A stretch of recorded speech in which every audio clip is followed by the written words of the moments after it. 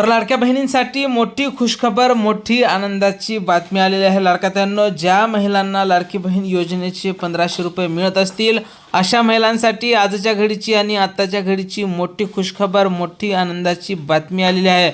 लाडक्यात्यांनो, तुमच्या मानधनात आता वाढ होणार आहे. जवळपास तुमचं मानधन आता 2500 रुपयांच्या वर जाणार असल्याची महत्त्वपूर्ण माहिती समोर येत आहे. तर पंतप्रधान सल्लागार समितीने वाढत्या महागाईवर लक्ष देऊन लाडकी बहीण योजनेच्या मानधनात वाढ करण्याची शिफारस केली असल्याची माहिती समोर येत आहे.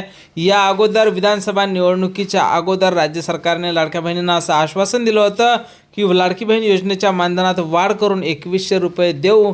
पण आता पंतप्रधान सल्लागार समितीने त्या संदर्भात शिफारस केली असल्याची माहिती समोर येत आहे.